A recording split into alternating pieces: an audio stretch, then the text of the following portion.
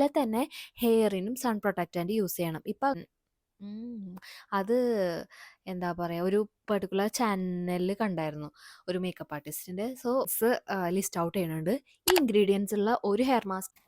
Hello ഗുഡൂസ്, എല്ലാവർക്കും നമ്മുടെ വീഡിയോയിലോട്ട് സ്വാഗതം. ഞാനിന്ന് ഈ വീഡിയോയിൽ പറയാൻ പോണത് ഹെയർ ഗ്രോത്തിന് നമ്മൾ വേണ്ടിയിട്ട് കുറേ നമ്മൾ മാസ്ക്, അതുപോലെ തന്നെ toners, DIYs, market brought items എല്ലാം നമ്മൾ ഹെയർ ഓയിൽ അപ്ലൈ ചെയ്തിട്ട് ഗ്രോത്തിന് വേണ്ടി ട്രൈ ചെയ്യാറുണ്ട്.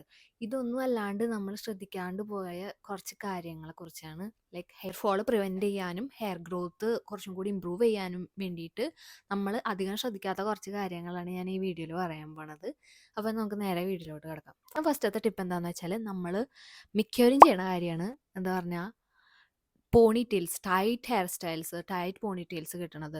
ഹെയർ എപ്പോഴും മാക്സിമം എന്താ പറയുക, ഹെയറിൽ ടെൻഷൻ കൊടുക്കാതെ മാക്സിമം ലൂസായിട്ട് എടുക്കുക, അല്ലെങ്കിൽ ഓപ്പൺ ആയിട്ട് എടുക്കുക. ഓപ്പൺ ഹെയർ സ്റ്റൈൽ ഇഷ്ടമില്ലാത്തൊരു എന്താ പറയുക, ലൂസായിട്ടുള്ള ഹെയർ സ്റ്റൈൽസ് ഫോളോ ചെയ്യുക. നമ്മൾ ടൈറ്റ് ആയിട്ട് ഇങ്ങനെ പോണി ടെയിൽ അല്ലെങ്കിൽ വേറെ എന്തെങ്കിലും കിട്ടുമ്പോൾ ഇവിടുന്ന് ആക്ച്വലി നമ്മൾ ഈ സ്കാൽപ്പിൽ ഭയങ്കര ടെൻഷൻ കൊടുക്കുകയാണ്. സോ ഇതിങ്ങനെ പുള്ള് ചെയ്ത് വെക്കുമ്പോൾ അലോപേഷ്യ അങ്ങനത്തെ കൈൻഡിൽ ഓഫ് ഇതിലോട്ട് പോവും. അതുപോലെ തന്നെ ഹെയർ ഫോളിനും കാരണമാകും. അപ്പോൾ സെക്കൻഡത്തെ ടിപ്പ് എന്ന് പറയുന്നത്, എപ്പോഴും നമ്മൾ എന്താ പറയുക, ഹെയർ സ്റ്റൈലിങ്ങിന് അതിന് വേണ്ടിയിട്ട് വെറ്റ് ഹെയർ ബ്രഷ് ചെയ്യണ ഒരു പരിപാടിയുണ്ട്. അത് കംപ്ലീറ്റ്ലി ഒഴിവാക്കാം.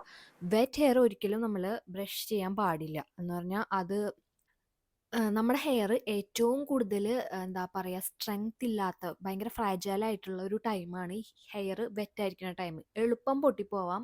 നമ്മൾ ജസ്റ്റ് വിരലിങ്ങനെ ഓടിക്കുമ്പോൾ തന്നെ പെട്ടെന്ന് പൊട്ടിപ്പോവാം. അത്രയും വീക്കായിരിക്കും ഹെയർ വെറ്റ് ആയിരിക്കുന്ന ടൈം. അപ്പോൾ ആ ടൈമിൽ നമ്മൾ ഹെയർ കോംബ് ചെയ്യുമ്പോൾ അത് കൂടുതൽ ഹെയർ ലോസിനും അതുപോലെ ഹെയർ ബ്രേക്കേജിനും കാരണമാവും.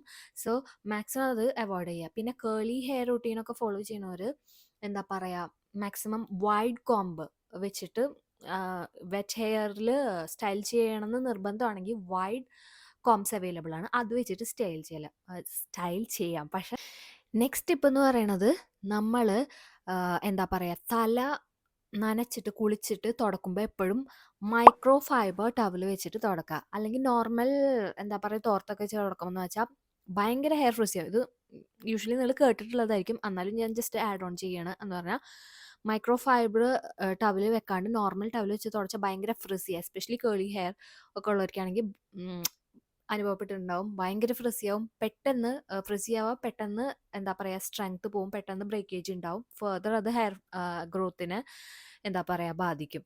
അടുത്ത ടിപ്പ് എന്ന് പറഞ്ഞാൽ, നമ്മൾ കിടക്കണ തലാണയുടെ തലാണ കവർ, അത് ലൈക്ക് നോർമലി അത് കോട്ടൺ അല്ലെങ്കിൽ വേറെ ഏതെങ്കിലും ഫാബ്രിക് ആണ്. പക്ഷെ ഈ കോട്ടൺ പിലോ കവറൊക്കെ യൂസ് ചെയ്യുമ്പോൾ പ്രശ്നം എന്താണെന്ന് വെച്ചാൽ, അത് നമ്മുടെ എന്താ പറയുക, ഹെയർ ഭയങ്കര ഫ്രിസിയാക്കും. രാവിലെ എണീക്കുമ്പോൾ ഭയങ്കര ഫ്രിസി ആവും കൂടുതൽ ഹെയർ വീക്ക് ആവുകയാണ് ചെയ്യുക. സോ അത് അവോയ്ഡ് ചെയ്യാനായിട്ട് സിൽക്ക് പില്ലോ കവർ യൂസ് ചെയ്യുക. അത് യൂസ് ചെയ്താൽ ഹെയർ ഭയങ്കര സ്മൂത്ത് ആവും, അതുപോലെ ഫ്രിസിനെസ് പ്രിവെൻറ്റ് ചെയ്യും. നെക്സ്റ്റ് ടിപ്പ് എന്ന് പറഞ്ഞാൽ, നമ്മൾ ഭയങ്കര ചൂടുള്ള വെള്ളത്തിൽ കുളിക്കാൻ പാടില്ല. നമ്മൾ ലൂക്ക് വാം വാട്ടർ എന്ന് പറഞ്ഞാൽ ഒരു ചെറു ചൂട്, ചൂട് ഭയങ്കര ചെറിയ ചൂടായിട്ടുള്ള വെള്ളത്തിൽ മാത്രമേ കുളിക്കാൻ പാടുള്ളൂ. അതും ലൈക്ക് ഡെയിലി കുളിക്കണമെന്നില്ല. ഡെയിലി കുളിക്കാൻ മീൻസ് ഇറ്റ് ഡിപ്പെൻഡ്സ് അപ്പോൺ. പക്ഷെ മോസ്റ്റ്ലി ആൾക്കാർ ഡെയിലി കുടിക്കേണ്ട ആവശ്യമില്ല. ലൈക്ക് വീക്ക്ലി ത്രൈസ് ഓർ 4 വട്ടമൊക്കെ കുളിച്ചാൽ മതി. സോ എപ്പോഴും നമ്മൾ ഹോട്ട് വാട്ടർ ഭയങ്കര എന്താ പറയുക, ഭയങ്കര ഒരു കാമിങ് ആണ്. ബട്ട് അത് എന്താ ചെയ്യാന്ന് പറഞ്ഞാൽ, നമ്മുടെ സ്കാൽപ്പിലെ നാച്ചുറൽ ഓയിൽസിനെ സ്ട്രെപ്പ് ഔട്ട് ചെയ്യും. സോ അത് എന്താ പറയുക, സ്കാൽപ്പ് കൂടുതൽ ഡ്രൈ ആവും, ഡാൻഡ്രഫ്, ഡ്രൈ ഫ്ലേക്സ്, അതുപോലെ ഹെയർ ഹെൽത്തിനെ ബാധിക്കും. അടുത്ത ടിപ്പ് എന്ന് പറഞ്ഞാൽ, നമ്മൾ സ്കിന്നിന് സൺസ്ക്രീൻ യൂസ് ചെയ്യത്തില്ലേ, സൺ റേസിൽ നിന്ന് പ്രൊട്ടക്റ്റ് ചെയ്യാൻ വേണ്ടിയിട്ട്. അതുപോലെ തന്നെ ഹെയറിനും സൺ പ്രൊട്ടക്റ്റൻ്റ് യൂസ് ചെയ്യണം. ഇപ്പം അങ്ങനെ കുറേ പ്രൊഡക്ട്സ് അവൈലബിൾ ആണ്. പക്ഷേ നമ്മൾ കൂടുതൽ ഹെയറിൽ സൺ പ്രൊട്ടക്റ്റൻസ് യൂസ് ചെയ്യണ ആ ഒരു ട്രാക്കിലോട്ട് വന്നിട്ടില്ല. പക്ഷേ ഇപ്പോൾ കുറേ പ്രൊഡക്ട്സ് അവൈലബിൾ ആണ്. ആവശ്യമുണ്ടെങ്കിൽ ലിങ്ക് ഞാൻ കമൻറ്റ് ചെയ്യാം. അടുത്ത ടിപ്പ് എന്ന് പറഞ്ഞാൽ, നമ്മൾ എപ്പോഴും ലൈക്ക് പൂളിൽ അല്ലെങ്കിൽ സീയിൽ ഒക്കെ കുളിക്കണവരാണ്. ഇത് എന്താ പറയുക, നോർമൽ എല്ലാവർക്കും അറിയണതാണ്. പക്ഷെ ഞാൻ റീസെൻ്റ്ലി ഒരു ഹെയർ മാസ്ക് കണ്ടായിരുന്നു, സോൾട്ട് വെച്ചിട്ട് എന്താ പറയുക, സ്ക്രബ് ചെയ്ത് കളയണ താരൻ ഉം. അത് എന്താ പറയാ, ഒരു പെർട്ടിക്കുലർ ചാനലിൽ കണ്ടായിരുന്നു ഒരു മേക്കപ്പ് ആർട്ടിസ്റ്റിന്റെ. സോ അത് കണ്ടതുകൊണ്ട് ഞാൻ ജസ്റ്റ് എടുത്ത് പറയണു മാത്രം. എന്ന് പറഞ്ഞാല് ഈ സോൾട്ട് അല്ലെങ്കിൽ ക്ലോറിൻ ഉള്ള വെള്ളത്തിൽ നമ്മൾ മാക്സിമം മുടി നനയ്ക്കാണ്ടിരിക്കാൻ ഇതാക്കുക. അപ്പോൾ സ്വിമ്മിംഗ് പൂളിൽ കുളിക്കുകയാണെങ്കിലും എന്താ പറയാ, അധിക നേരം അങ്ങനത്തെ സ്വിമ്മിംഗ് പൂളിൽ ഇരിക്കാണ്ടിരിക്കാൻ നോക്കാം.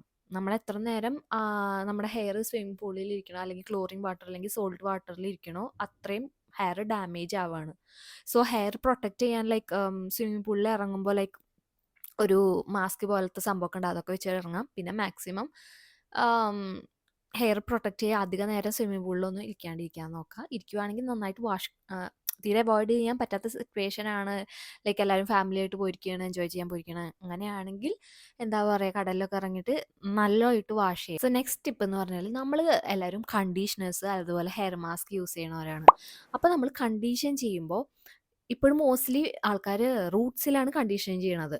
സോ ബട്ട് നമുക്ക് റൂട്ട്സിൽ കണ്ടീഷണർ യൂസ് ചെയ്യേണ്ട കാര്യമില്ല. നമ്മളെപ്പോഴും എൻഡിൽ അതുപോലെ മിഡിൽ ലെങ്ത്ത്, ഈ എന്താ പറയുക മിഡിൽ പോർഷൻ ഓഫ് ഹെയറിലാണ് നമ്മൾ കണ്ടീഷണർ അതുപോലെ ഹെയർ മാസ്ക് യൂസ് ചെയ്യണം. അവിടെയാണ് അതിൻ്റെ ആവശ്യം. ഹെയർ മാസ്ക് എന്ന് പറഞ്ഞാൽ ലൈക്ക് ഷാംപൂ ഭയങ്കര സ്ട്രൈപ്പ് ചെയ്യും അതിൻ്റെ നാച്ചുറൽ മോയ്സ്ചേഴ്സ്, ഹെയറിൻ്റെ മോയ്സ്ചർ സ്ട്രൈപ്പ് ചെയ്യും, എടുത്ത് കളയും ഷാമ്പു. സോ ആ ഒരു മോയ്സ്ചർ റീസ്റ്റോർ ചെയ്യാനും കുറച്ചൊരു സ്മൂത്ത് ഫിനിഷ് തരാനായിട്ടാണ് ഈ കണ്ടീഷണറും ഹെയർ മാസ്കൊക്കെ യൂസ് ചെയ്യണത്. കുറച്ചൊരു പ്രോട്ടീൻ സംഭവം, ന്യൂട്രിയൻ സ്റ്റഫ്സ് തരാൻ വേണ്ടിയിട്ടാണ്, റീസ്റ്റോർ ചെയ്യാൻ വേണ്ടിയിട്ടാണ് ഇത് യൂസ് ചെയ്യണത്. സോ അത് റൂട്ടിൽ തേക്കേണ്ട കാര്യമില്ല. റൂട്ടിൽ തേച്ചാലുള്ള സിറ്റുവേഷൻ എന്ന് പറഞ്ഞാൽ അത് നമ്മൾ എന്താ പറയുക, അത് മര്യാദക്ക് കഴുകി പോകത്തില്ല.